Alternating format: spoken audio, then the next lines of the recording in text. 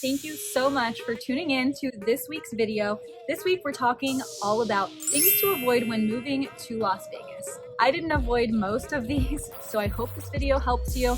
Make sure to click subscribe for more videos like this, updates on current events, and all things real estate. Thank you so much for watching. Las Vegas, people joke that the first year is like your test run because it can be rough. It can also be the best thing ever. For me, it was really rough the first year, but it was also like one of the best years of my life, just moving out here, and I could not love living in the city more. The first thing to avoid when moving to Las Vegas is do not choose where to live without exploring. So you have no regrets, make sure to explore before settling anywhere. So if you have an opportunity to come out here for a few weeks, or even a week is enough, and just explore different communities, different sides of town, and really get an idea of what it is that you want before you make a purchase. There is really something here for everybody. So if you take the time to figure out what you want, there's probably a community for you, and it would be such a shame to miss out on that because you moved too quickly. People who move here from out of state or out of town, they say, okay, I want to live in Henderson or Summerlin. Well, let me be the first to tell you, we have a lot more communities and neighborhoods and sides of town in Las Vegas than Summerlin and Henderson. While I love both sides of town, I actually live in Henderson. I would not want to live anywhere else because it fits me. In that same respect, you have to find where it fits you. If you want to be close to California, for example, there's a side of town that you should be on. If you need easy access to the highway, there are different sides of town that's easier. Rule of thumb, if you do need to be near the highway, because Las Vegas has gotten a lot busier over the last few years and we have seen an influx of traffic, to just stay within a mile or two of the highway. Moving on. So what happens if you don't have time to explore before moving? Well, honestly, I know this might not be what you want to hear, but I would suggest renting for a month. Probably not what you wanted to hear, I know, but wouldn't you rather do this than have any regrets? If you don't have time to come out to Las Vegas, I suggest doing like a month lease so that you have time to explore all the different sides of town and where you're happiest, because different sides of town have very different vibes.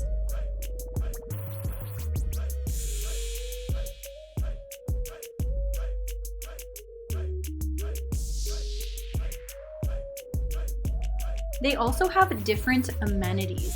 Depending on what you're going to be doing in your day-to-day, where you're going to be working, what is important to you is definitely going to play a factor in which side of town you prefer and ultimately choose.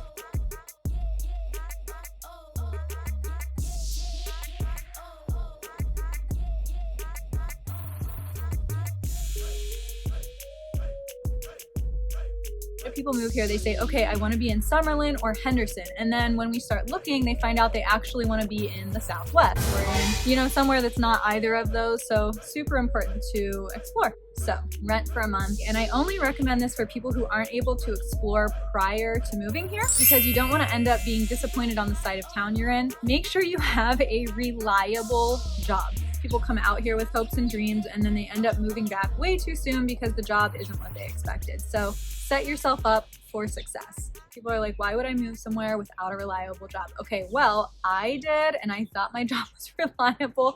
Especially in Las Vegas, there are a lot of commission-based jobs. I mean, real estate is one of them. I do commission-based jobs. And since I mentioned real estate, here's a shameless plug. Call me. When I moved out here, I started working with no experience. It was very hard to make commissions if you did not know what you're doing. Make sure that you are getting into something that would make sense for you. One of my favorite things about Las Vegas is that we are so diverse. We have people from all over the world coming here. There's a lot of culture. You can learn a lot about people just from living here. And to me, that's one of the things that draws me here. And what I mean by diverse is you can find any type of food here. You can go to the beach, get to the mountains fairly quickly, explore different climate, and the options are limitless. I wanted to bring this up because a lot of our viewers on this channel are actually in from Europe. And ironically enough, Europe is one of my favorite places that I've traveled. So if you are watching from Europe, thank you so much. And please let us know in the comments where you're watching from. We would love to hear from you. And the last thing that I want to do is sound offensive by calling any city in America culturally diverse without explaining what I mean because we are such a young country.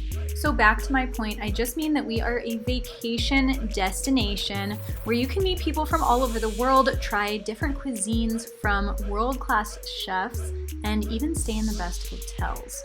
But one of my favorite things about living in Las Vegas, sorry, I have an itch on my head. Okay.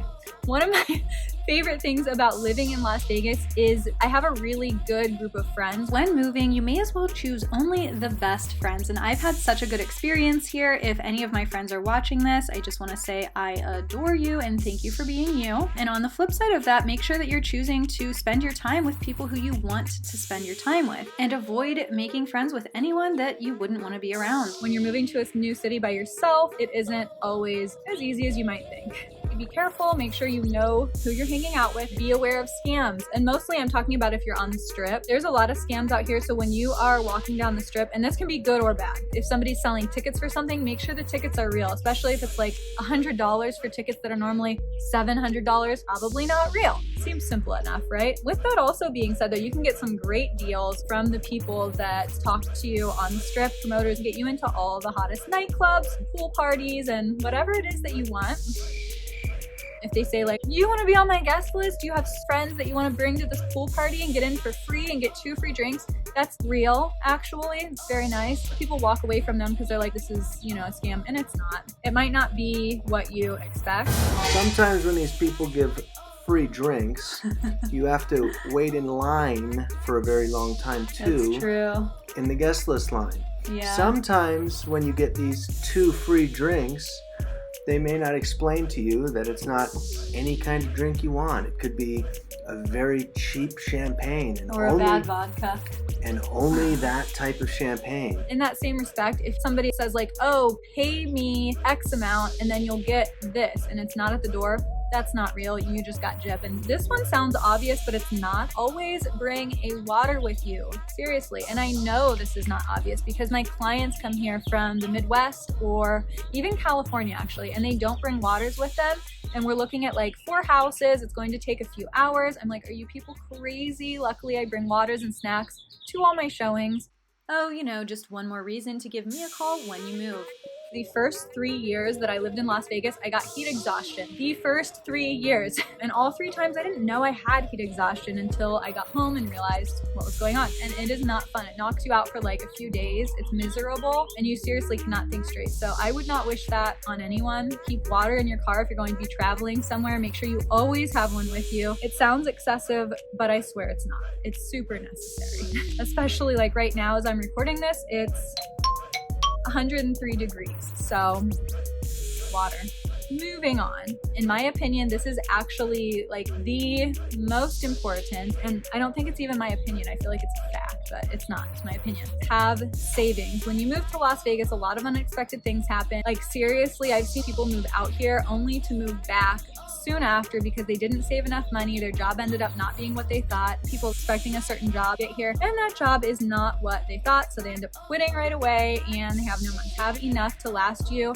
I would say for a year, just because then you can be comfortable. And if you are going through jobs or trying to find where it is that you want to live or work or what have you, things can happen. So because of that, I say have savings, like way more than you think you need. And plus, if your job doesn't work out, if your housing doesn't work out, things change in life, as we know, as we've recently seen in the past few months. Thank you, 2020.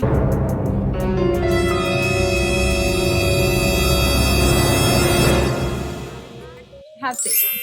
It's important. And I think that's it. So thank you so much. We genuinely appreciate each and every one of you. If you've gotten this far in the video, I assume you found it helpful. So please share this video. Make sure to click that subscribe button and click the bell button to make sure you're notified about all of our videos like this, updates on current events, and all things real estate. Thank you so much for watching. Disclaimer, please keep in mind that this video is just an opinion post. Anything that I say is literally just my opinion.